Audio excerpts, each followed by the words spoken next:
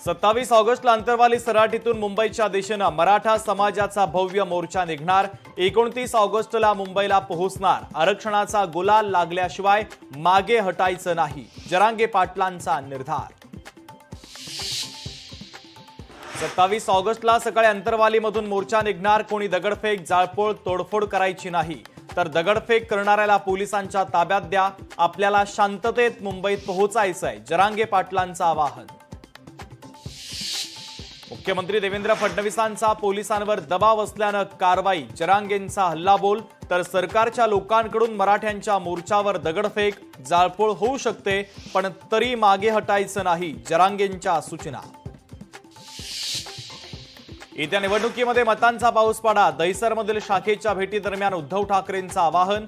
शिवसेना कधीच फुटणार नाही, विश्वास केला व्यक्त। विधानसभा निवडणुकीमध्ये मतचोरी, खासदार संजय राऊतांचा गंभीर आरोप। तर मतं गेली कुठं हा प्रश्न 8 महिन्यानंतरही अनुत्तरित, राऊतांचं विधान। भाजपची